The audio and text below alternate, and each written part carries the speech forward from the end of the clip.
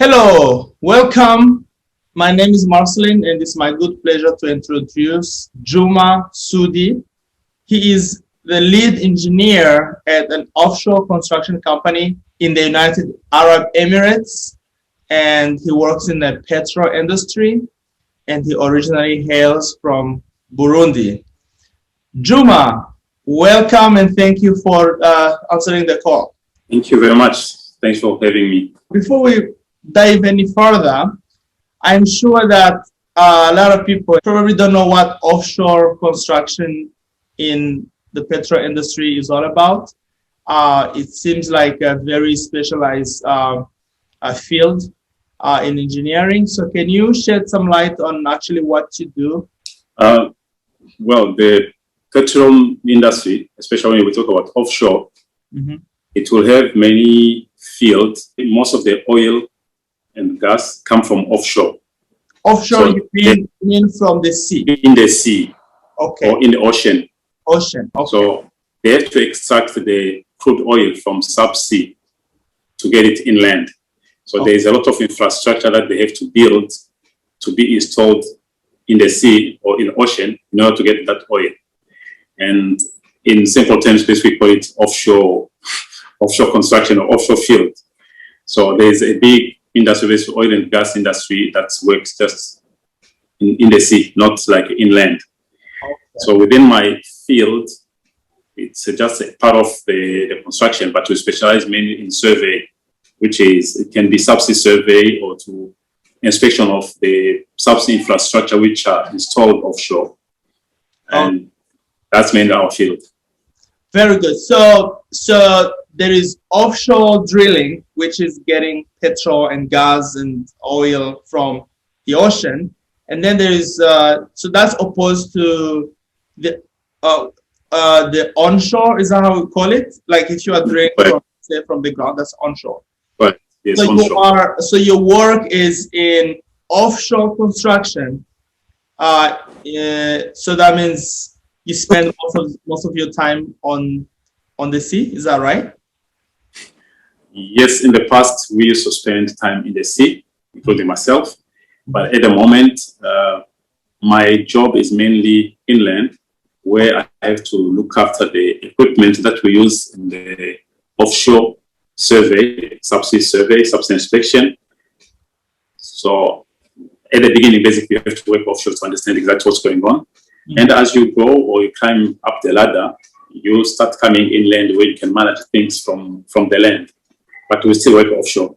But at the moment, my job really does not entitle me to go to spend time in the sea like before. Okay. Okay, so I find this quite interesting. As somebody who comes from Burundi, I don't think you have that kind of industry in Burundi. If I'm not mistaken, I think that you guys have Lake Tanganyika right there, but I'm not sure if you have any kind of offshore drilling there. So how did a Burundian guy end up doing this? Like, was this your dream? Hey, I'm gonna be an offshore engineer or something? I had just a simple dream of becoming an engineer, but I never knew where I'm going to end up. Okay. This never crossed my mind because, again, as you said, it's something which we never expected. We've never seen it back in Burundi. Yeah. And we didn't know exactly where the oil comes from anyway. So to think that basically I will end up working offshore, for me, it was a surprise. So for me to be in the offshore industry, again, it was something that I never dreamt about. Let's go back to the beginning, and then we're going to work your way into how you got to this very strange position, which sounds also exciting. So like you just say, you were born in Burundi, and how was Burundi at that time? Because I know every once in a while in Burundi, and not just in Burundi, in our whole region, there has always been turmoil left and right. So what was the situation in your for you growing up?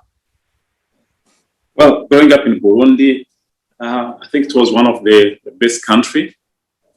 The weather, the climate, the environment, everything was fine. As a young boy, as we grow, basically, we never knew what's going on the other side. So we'll enjoy life as the best we could until during our high school time. That's where we start having some kind of civil war.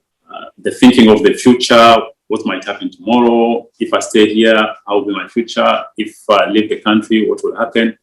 So you end up basically balancing or having things basically that you have to choose and to make decisions. So what you just said is kind of strange, because it just reminded me of me growing up and everybody like that I know around me. We are just growing up, going to school, just doing life just like any other normal kid. And then all of a sudden you hear, okay, there is war over there. There are refugees over there. There are turmoils going on. And then all of a sudden everything comes upon you crashing. And you have absolutely no idea what's going on. You just thought you were living your life. You just thought you were trying to do what you have to do to move on. And all of a sudden, things that have nothing to do with you, things that you just beginning to inherit some of those things, and then they completely shatter your life and they destroy. And I think that's a story for many, many people in our regions, and I'm sure that's your story as well. Yes, true. Yeah. So you wake up one moment basically thinking, okay, I have to leave the country in order to save my life. Then I left Burundi. It wasn't a nice ride. Going through Tanganyika Lake in a boat, which if you would pay me probably, I don't know how much you would pay me now to go into that boat. It's just something which is probably you take this risk, knowing that maybe 90% you might sink, or basically you have like 10% chances of survival.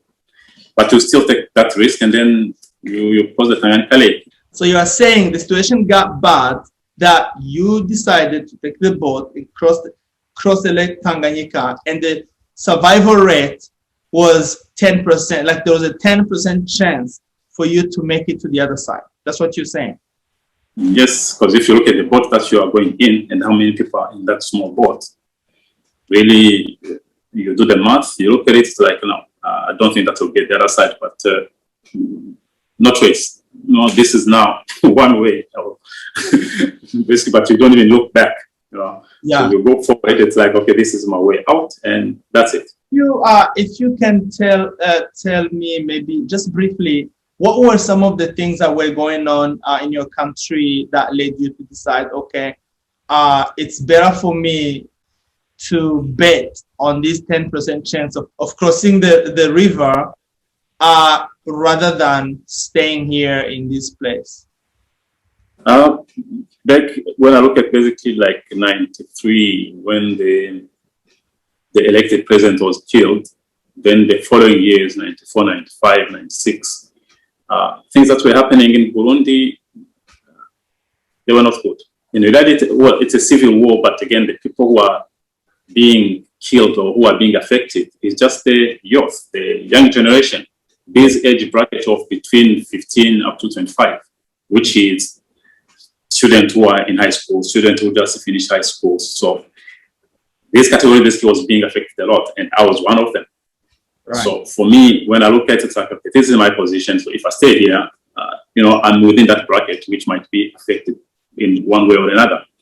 Right. So the only way I thought that would survive basically was just leave the country, go somewhere else. And since my intention was just I wanted to study, that was like my dream, just to see myself progressing, at least going to university like others. Yes. So that's what was my dream, and I thought, okay, if I cannot study here, then let me try somewhere else. Okay. So I left just the country with just one goal, thinking that wherever I go, if possible, if I can get a chance to study, that's what I would do. So at that time, so which year was it when you left? February 97. 1997. Okay, so so when you left, you were in college maybe at that time? I graduated. I finished my high school it was like October 96.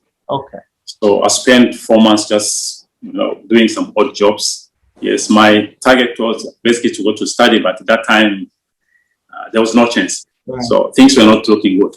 So you take the boat, and where do you go exactly? Basically, I landed in Tanzania, in And I spent a few days there. Then the rest was the plan was to catch a train heading to Dar es Salaam. From Dar es Salaam, again, I spent a few days in Dar es Salaam trying to study the situation. Again, for me, it's like it wasn't the end of the journey. I took a bus that goes to Malawi. And where did you, at that time, did you have the money to do that journey? The money, I managed to get some money. So what I had wasn't enough, but it was just like a small package that can take me the other side. You are now in Malawi.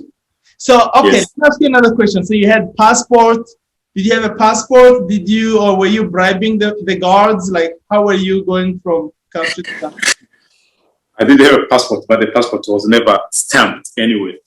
You reach the borders, then you have to communicate with the local community. Okay, this is the border. Where is the border exactly? Between Tanzania and Malawi, people were traveling with bicycles. You see these people just moving from here to there. It's like nobody cares. Then you try to mix with them, and you go into that mix as if you are just somebody who lived that side who just came maybe in a shop. This side, Okay. you take a walk. Nobody asks you a question. Then it's like, okay, fine. Then the bus will pick you up from the other side. How about the language? Of course, you knew Swahili, which was spoken in all of those places. But as soon as you cross into Malawi, I think the Swahili is no longer useful. I learned English before I left the country. I could speak English. So when you reach certain borders, Swahili is still being spoken in like Malawi, because people on the border could understand the language. So you take the bus, you keep going through Malawi and Zambia, I guess? No, in Malawi, I took a break. There was somebody that I knew in Burundi. Okay, so in Malawi, you end up connecting with your friend. He managed to give me basically a place where to sleep for a few days. Then I went to Mozambique. This was probably one of the longest journey because the country itself is very narrow and long. Yeah. I remember that from Tete to Maputo, I think it's about 2,200 kilometers. This one, I think it was like a 2-day journey in the bus. Okay. In the bus, met a Congolese guy who'd been robbed that night.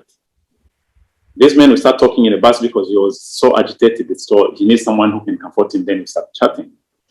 He spoke French. Now, on the same night, I was robbed as well. So when we try to describe it, like we've been robbed by the same group. We started having a conversation. So when we talk, I asked where he's going. He was going to Swaziland, where apparently his elder brother was a doctor in Swaziland. Okay, so we continued the journey together until we reached Maputo.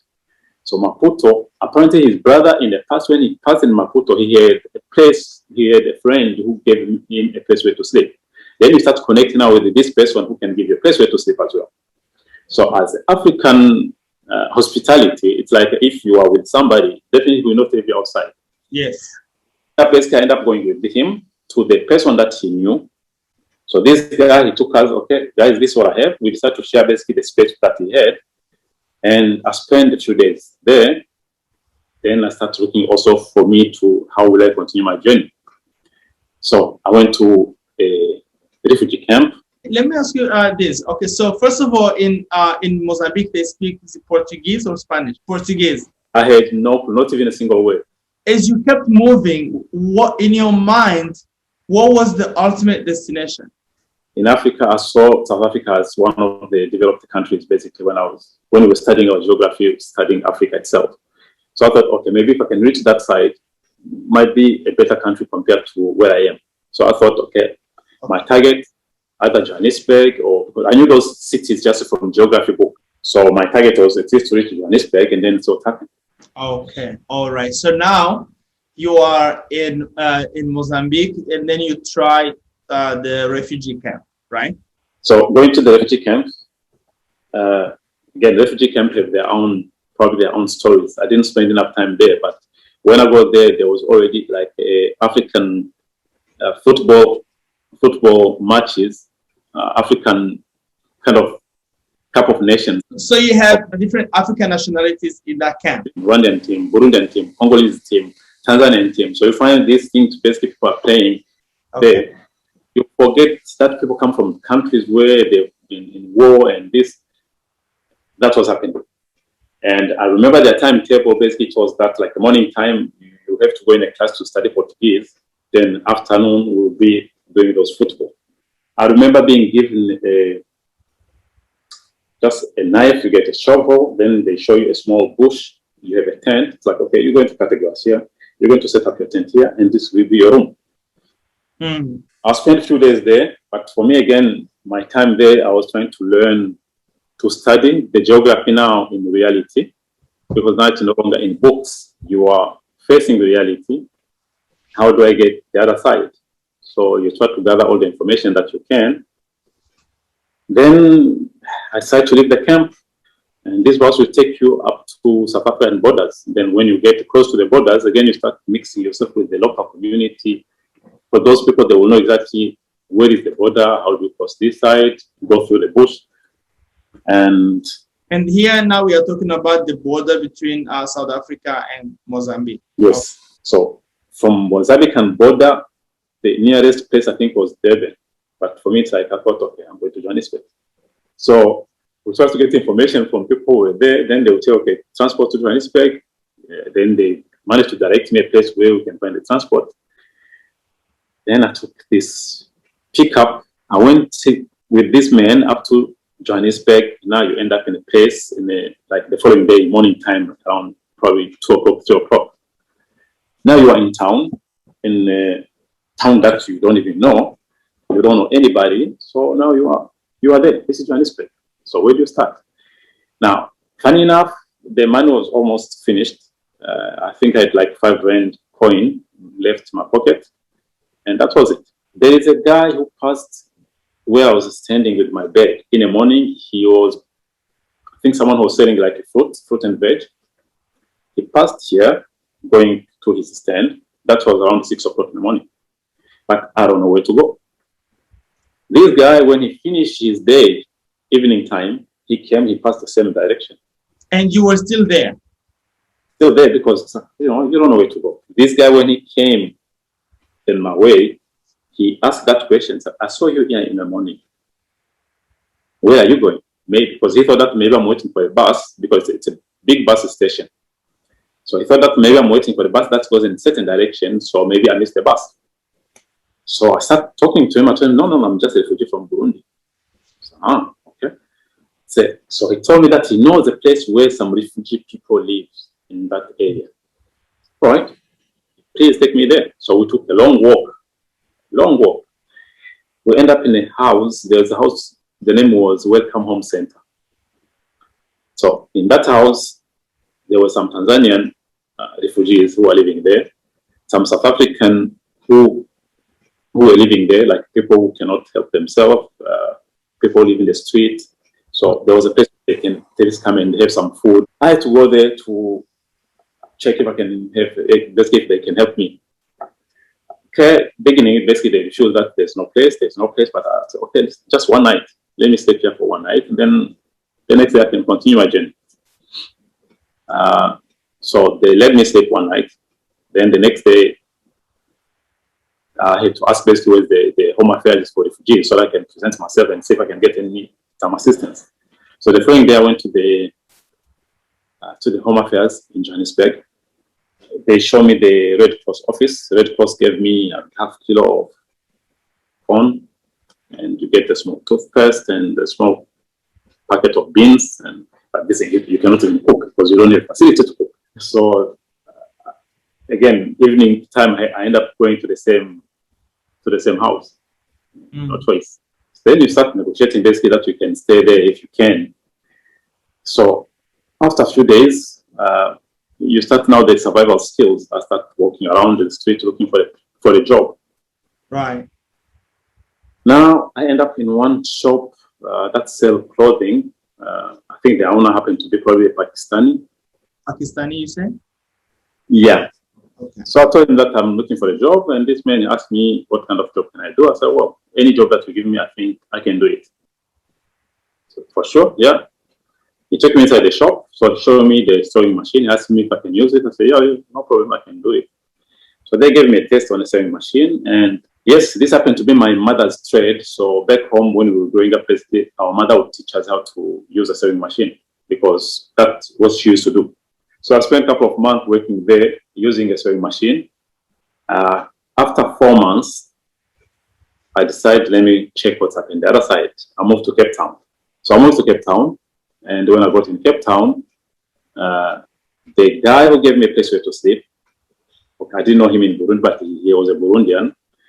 But the guy who gave me a place where to sleep was working in a nightclub. So he ended up taking me with him to the nightclub, where then when the boss saw me there, he thought, okay, maybe I can use this guy. Because I happened to be doing some martial art, and that time my body was like quite big. So I ended up becoming a bouncer in a nightclub. It's not one of the best jobs, but yeah, again, it was one of the things that you have to do to survive. So I did spend like probably 4 months just working there. And when I managed to get money to pay for the security company where I can do the course, I went to pay for the course to start basically as a security guard. Oh, you wanted to be a security guard. Okay. This time you are obviously okay. What kind of ID do you have? Or just work permit. That's how we used to call it. Work permit for refugees. Okay, you had that one. Very good. Yeah. So spent 4 months working as in a nightclub. Then after that, I went into the security company. I did the training. After the training, became a security guard. I was working on one of the malls in Cape Town. That sounds more like climbing the ladder. So you start as basically nothing, with nothing, and then you get a job working in a shop, and the next thing you get a job working as a bouncer. Now you are a security guard, right? So at this time, which year is this? What year was that? From 98 January up to 98 December, I was working as a security guard. But at this time, are you in communication with your parents back home? Like they know you are alive? For me, I used to spend, at least I would spend the small amount to make sure that at least monthly, I have to communicate with them to tell them that you know, I'm fine. Okay. Yeah. So I did apply to different universities, and the first university to call me was Cape Peninsula University of Technology, where I had an admission for the year 99. Was it hard to get admitted? Again, remember we're coming from Burundi, where you have your qualification, everything's written in French. So they wanted this to be translated by some kind of approved people. So you take your document to be translated. Then you bring them, you show them what we have. Then there was an interview, which again happened to be in English. Then you start basically asking, but you from Burundi, how come you speak English? For me, yes, I wasn't fluent in English, but at least I could express myself. In the same university, there was one professor from Burundi. So they called this man to come to assess basically what I had. And when he looked at my result, and I mean, he could confirm that the institution is genuine, and the document that I have, this is genuine. So they managed to accept me in a university, and that was, for me, it was like winning a jackpot, basically. But now, so you are you are still climbing, but now, okay, you have a university admission, and yes. how about tuition? Where are you gonna get the money to pay? You just applied for college. Let's say, okay, let me see if I can get it, and then after that, I will worry about money later. A friend of mine, I regard him as a friend, because he's one of the guys who gave me advice that, you know, you have to, because if you spend time trying to work and earn money, your mind will go somewhere else. You will never go back into studies. You want to go back to study, you do it while you're still fresh. He told me, just register yourself, because once you are in, you will find a way to live, to survive. But that mirrors a little bit of my experience. I remember when I started my master's, I honestly didn't know where the money was gonna come from, and I didn't have the money in the first place. But I was just in a place where I was like, oh my, I mean, I was just looking ahead. I didn't know what was ahead of me. I was just like, I was just trying different things. And then I was like, you know what, let me just go ahead and try. So I went and I applied. They gave me all of these tests. I passed all of them. And then during the interview, they asked me, so do you want to go part-time or full-time? I couldn't pay for either part-time or full-time, whatever, even for one credit. I couldn't pay for it. So I just said, No, actually, I'm coming here to do full time. So, oh, okay. And then this lady who was interviewing me looked at me and said, wait a minute, you know, there's actually a scholarship that you are eligible to apply for if you want to go full time. Only if you want to go full time, the deadline is actually today to apply for it. Do you want to apply for it? Oh, yes, I want to apply for it. So the long story short, that's how I got the money. So the thing is, yeah, the lesson to me was just keep moving, man. It's always better than just sitting down and doing nothing, because sometimes nothing will happen until you make that step of faith, and then like God will meet you somewhere halfway, or you gotta do something. So the fact that you just went to apply for college admission with absolutely no money, that sounds like foolishness, but that is actually boldness. I took that step. Or you look at the list of things that you must have.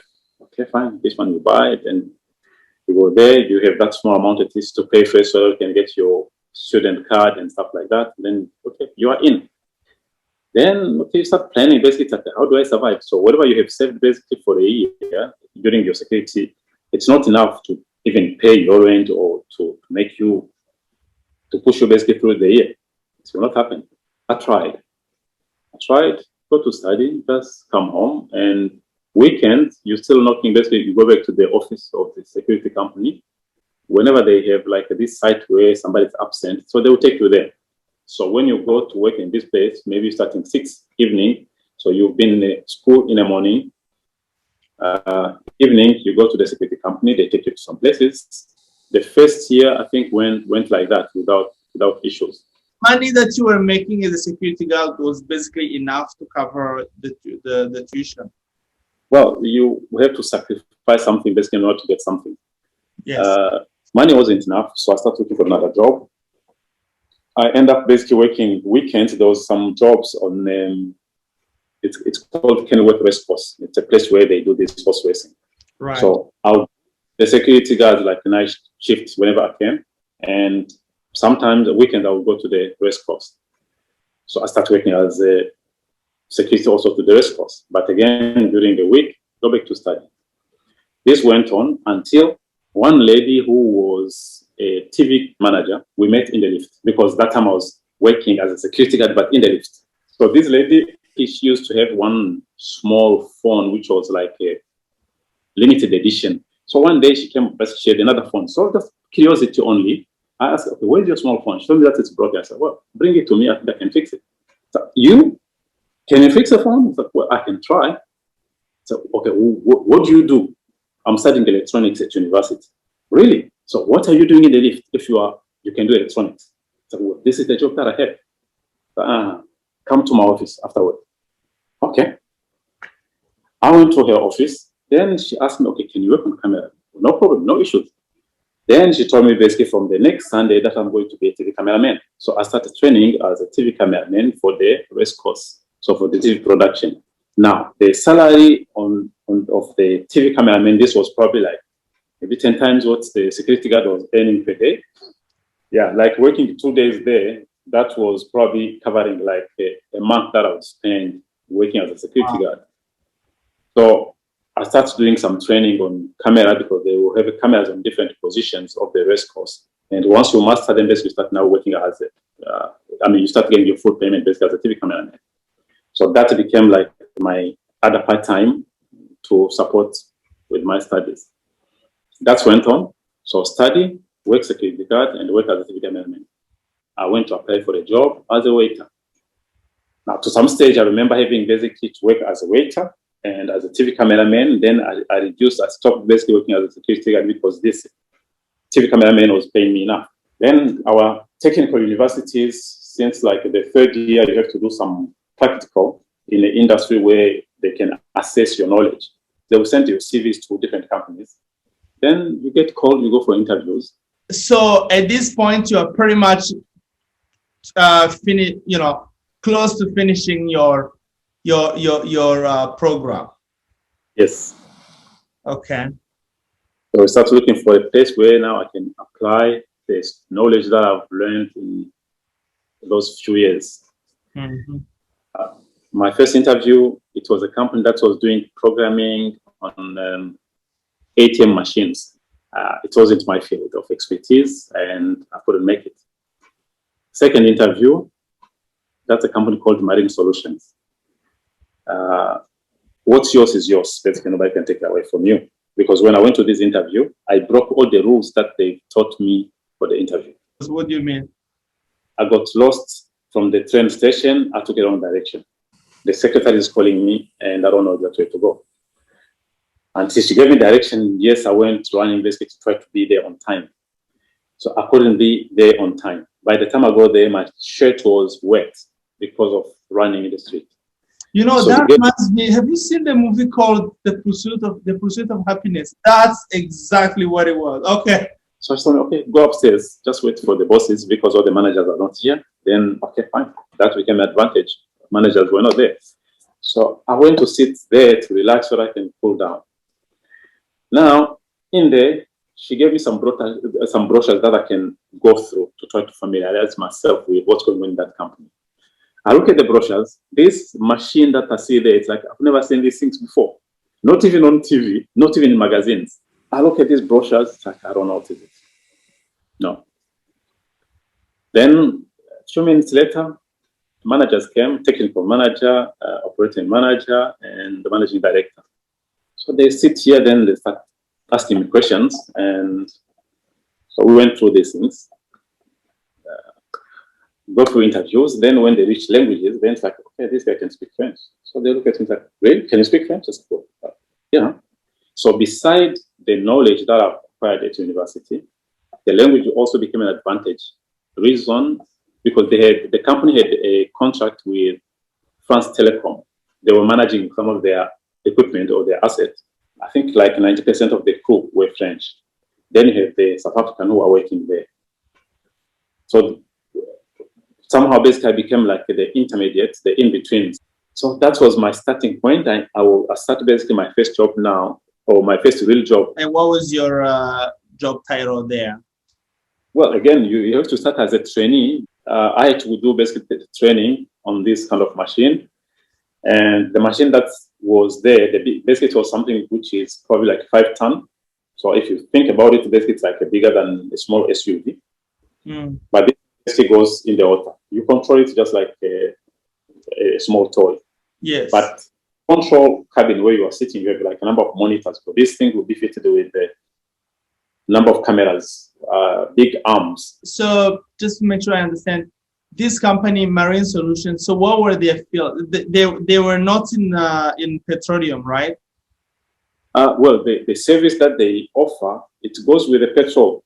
Okay. Even they're basically into the petrol industry, but they offer the survey capability because before you do, for instance, exploration in the subsea to go in the water, you have to see how does it look like that side. And it's not a place for divers. Divers are limited to the depth where they can go. Divers can go only so low, and then that machine goes much deeper, right? So that's basically what it is. 6,000 meters, no problem. You can go up to the sand there on the bottom, and you can fit basically a number of sensors to look at what's going on there. So this is Marine Solution basically had some of this equipment besides some other odd business that they were doing, but it's either the equipment that were related to diving or the subsea. Also, they were serving a company called DBS Marine, which is one of the diamond explorer in the world, probably, because it's a big company in Africa. So Marine Solution basically was serving a number of things in these companies. So I worked for Marine Solutions. I spent time there, and that was my first exposure to the offshore industry. Right. Yeah. So I spent 7 years working for Marine Solutions. So that means you graduate from school and then they hire you as a full-time employee. Because I started working there before I graduated. So I had to continue studies basically part-time because the company couldn't release me. So I worked for the company for 7 years. And my next move, when I left South Africa, I was recruited by one company in Sharjah, which is in the Middle East. Okay, you said when you left South Africa, then you got hired by this company, which is in the UAE, right? Yes. But at this time, of course, Burundi was getting better in terms of security. And have you been able to go now home, maybe visit and come back and stuff like that? I went to Burundi. I think my first trip to Burundi from that 97 when I left, it was in 2005. Wow. Okay. I went there to see exactly how was the country, to see my parents and other siblings. So this time, as you go back home to Burundi, everybody's fine. Yes. Yeah, like your parents, your siblings, your family is still there. No, you've not lost anybody. Is that so? Everybody's safe. I think we have to skip some of those. Yeah, I understand. I know we lost a number of people. Yeah, so that's the story of many of us. So yeah, so now, so how did you end up leaving this company in South Africa? Again, sometimes you start climbing the ladder and then you reach. It's not like reaching your ceiling because the company is still doing great. But I wanted a change. I wanted to see basically not only to explore the world, but to check what else is happening in the world. Okay. So I worked with some people that we met offshore, and these guys, they told me, okay, listen, just give us your CV. You might get a chance to work maybe in some other companies and see. So I gave a CV to one man who was working for the company in Sharjah, and a few days later, their manager called me and they conducted a telephonic interview, which went fine. Then they asked me to join the company. So I came to UAE. I think my first trip was somewhere in 2007 also, like June 2007. After 3 months, I went back to South Africa. But in between, I came to NPCC to do some repairs. So the NPCC, that's the company you are currently working for? Yes. So for them, I spent time working. I did some work for them. Then I went offshore in Qatar with their equipment. From that trip, I went back to South Africa. So when I left the company in Sharjah, I went back to South Africa, spent 6 months in South Africa. But again, the NPCC started communicating with me, asking me if I can join them. Then we came up with an agreement. I came to NPCC from 2008, I think March 2008. I joined NPCC. So since then, almost 13 years now, I'm still with the same company. And 13 years, you start now climbing the ladder. We'll go back now to the question that we were asking. It's like, how do you end up in this marine industry? For the equipment that I'm working with, I can claim that I have over 20 years of experience working on this kind of equipment. Okay. So I don't call myself an expert, but I am an innovator. I do create things, I do find solutions, and I do train others basically how to utilize this equipment. And my main job basically is like it's a management side of things basically. You train people, you teach them how to do things. Wherever the problem becomes too big, you are the one who has to solve it. So it's a big responsibility on one hand, but again, after 20 odd years of experience, it's becoming just like another job. In Qatar, there was a problem. Again, we're dealing with basically some of the operations or the jobs. They are expensive. The running cost itself, they are expensive to run. There was one vessel which was probably on standby for about 48 hours. Now, here we talk about probably a vessel which is hired for about $50,000 a day. $50,000 a day to run? No, even more. I'm talking about this is like a small one, not really big. Okay. So, but if you have for 8 hours of no work, you can imagine that basically management somewhere they are not happy with what's going on. So I remember being sent basically to do repairs on this boat. And when I got there, the man who saw my passport, he saw that this man's from Burundi. So there was that question that he couldn't even hide his frustration. So he asked me a question, which wasn't a question. Basically, it was just like an exclamation. It's like, I don't get it. It's like, what do you mean, sir? Said, I don't get it. You from Burundi? Yes, sir. How come we ask for someone to repair ROV, then they send you? So I told him that, well, they send me because this was I can't. So You going to fix it? I said, well, I will fix it. The man was not happy. He's looking at your passport. He's looking at your skin color. He's looking at your accent. It's like, this must be a joke. Yeah. He wasn't happy with me. The task which was there basically didn't even take me probably half an hour to fix. Reach the equipment, assess what is the damage, fix what I could fix, and then within like less than an hour, I was done. Again, bad luck, the man found me sitting somewhere. After doing the repairs, the man came to me, looked at me, and said, what are you waiting for? When are you going to start working? I said, no, I finished. What do you mean you finished? So no, I've done my job. And the equipment will be in the water, like within half an hour, we'll be doing a test. And I mean, you can see there was this anger basically, or lack of trust, let me put it that way. Yeah. But half an hour, equipment was in the water, tests done, fine, and that was it. He didn't come back to me to say thank you, but I mean, this was part of my job. I don't expect a thank you. You know, I've been sent to fix the equipment, and that's what I had to do. But again, this one, we've been there, we've done it. It's not about where you come from.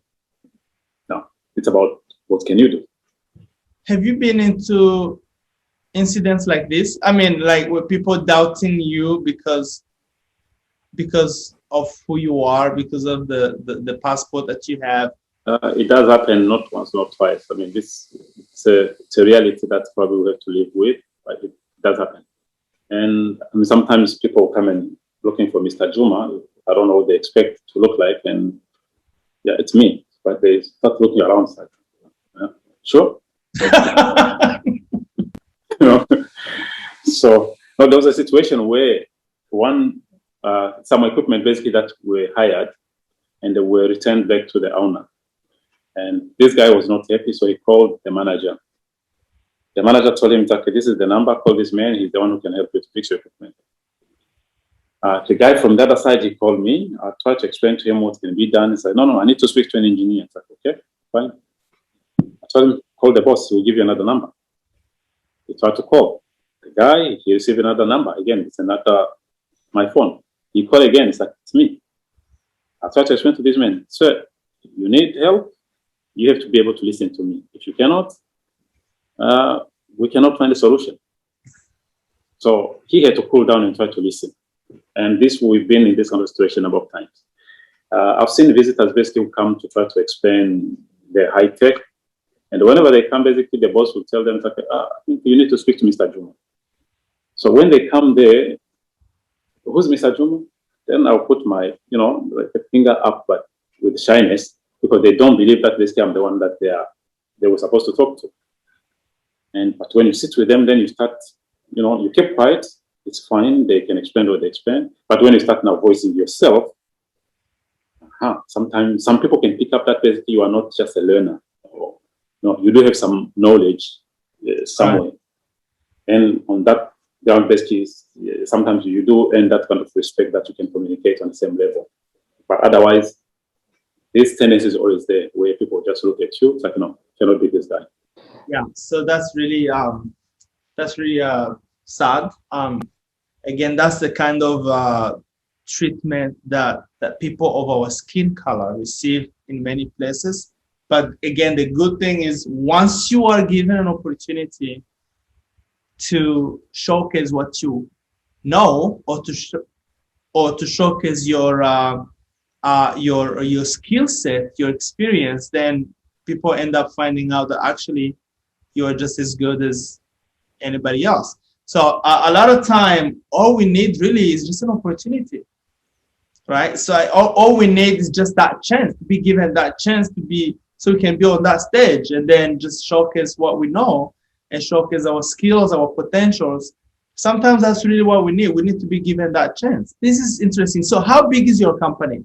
The company is quite big. And when I talk about big, I think there were like a peak time where the company was having something like 15,000 or 16,000 employees.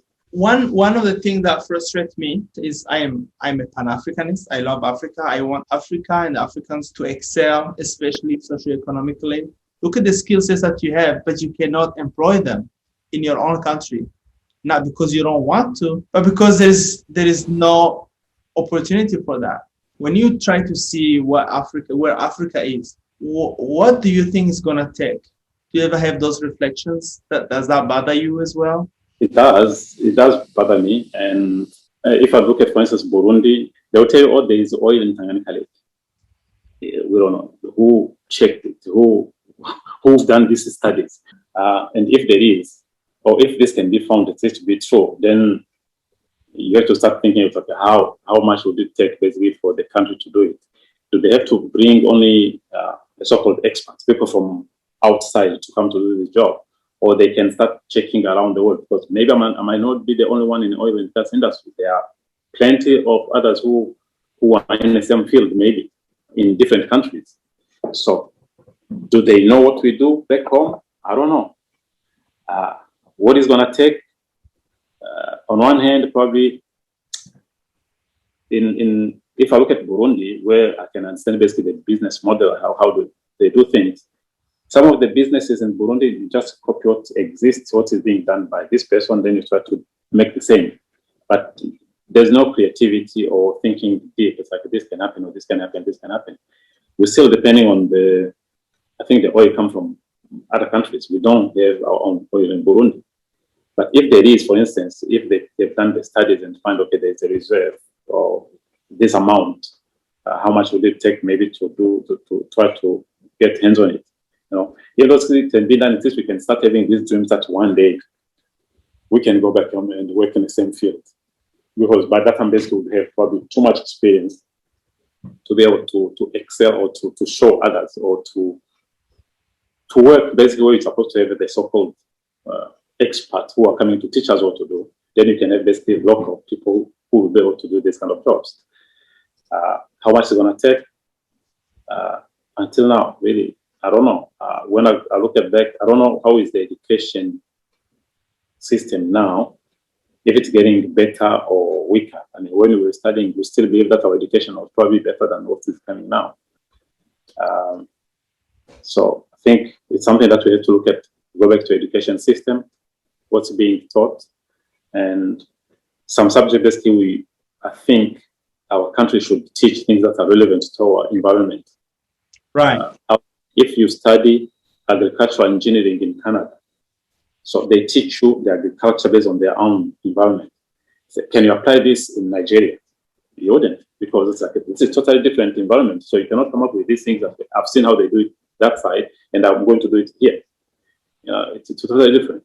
So in our countries, I think they have some of the subjects should be linked to the country itself. Then we try to develop what's happening there. Definitely, this is one of the things that I've thought about and that I keep thinking about, how our education back home must be tailored to the context on the ground. For example, we have civil engineers who are graduating from our colleges year after year after year to construct a simple bridge that will connect one community to another across a very small river. And we are spending money to hire some Chinese companies to come and do the job that our people can do. It's like start taking care of our own problems, start applying our homegrown solutions to our problems in a way that is cost efficient, in a way that helps that helps the skills to grow. What are some of the most challenging and most rewarding parts of your job right now? Tough one. You work on this equipment that's worth. You take a simple machine, a simple ROV, you are dealing with things that cost like $5 million US. But to destroy it, it will take probably like a needle only. And then you can lose this kind of money.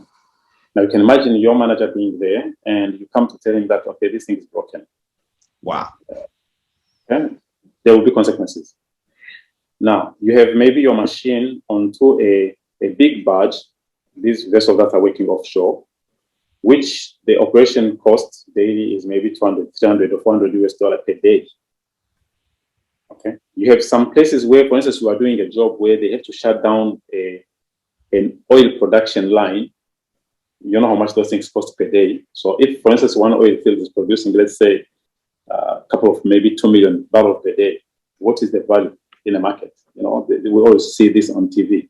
So these guys, they start to shut down so that you guys can do the repair. Now, during this repair process, your equipment are broken. You are unable to fix it. So they start counting that how much they are losing.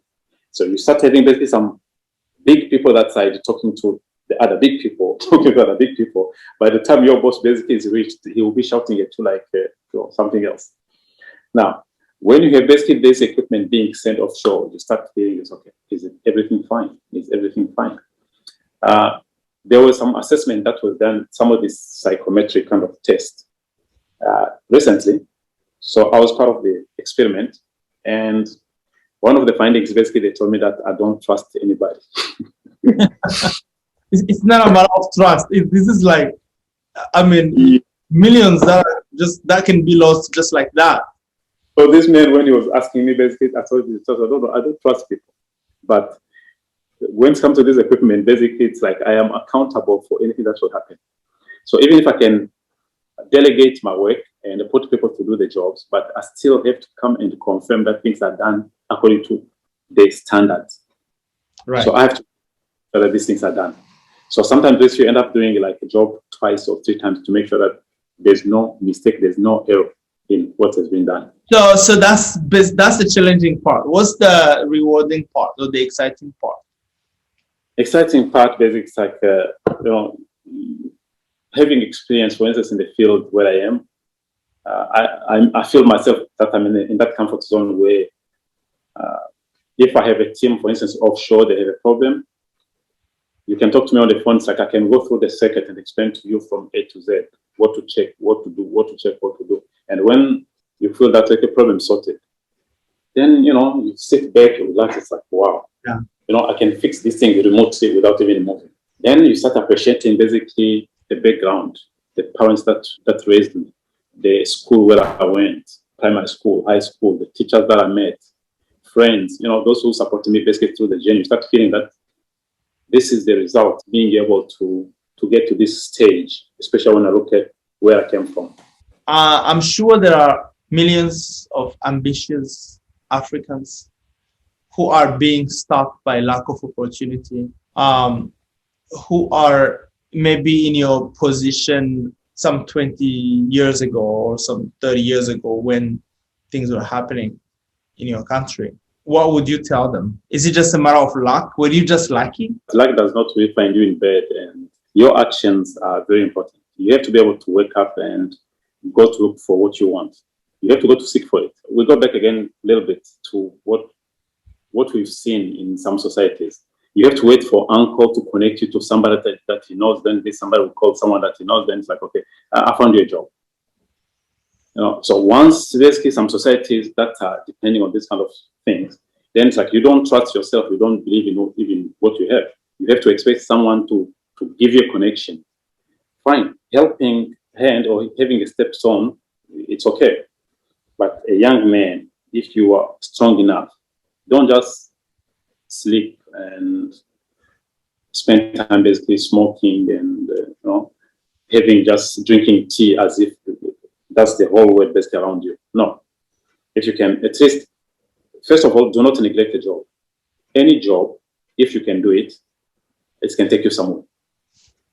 It doesn't matter what it is. So this goes to every field. But when now you try to sit, it's like, okay, I'm waiting. I'm just waiting. You need something, but you don't want to work for it. I need the money, but I prefer to go to borrow from a friend. And to pay this guy, I had to borrow from a friend again to pay this one. This will not help. Try to work. If you want to be a bricklayer, just specialize yourself in this and try to do it to the best of your ability. If there's a chance to study, to push it to the next level, you just do that. If we could follow those kind of steps, yes, luck will come in, but at least you've developed something. You've produced, you've shown what you can do. So for me, my advice to the young African, our brothers and sisters who are at that prime age of looking for or thinking about a better future, moving from a country to another country, I think there's no harm. The world is wide open. But when you get there, you have to be willing to work. That's all. And when you are willing to work, don't be choosy. The beginning is always tough in any country. It doesn't matter where. Yeah, a person who's in Africa, he will think that maybe if I get in France, then I'm becoming rich immediately. No, you get there, you have to be able to learn the language. You have to look for a job, and once you get a job, you have to be able to do it. But once you get it, then it's like, I'm scared of the cold. So what? You expect basically a Burundian climate in France, to not happen. Someone was saying that basically success is not aim. It's not something that you can target. It's a result of hard work. That's excellent. Juma, it was such a pleasure to chat with you. I have learned a lot, and I hope that the people who will listen to this conversation will be inspired. Thank you very much.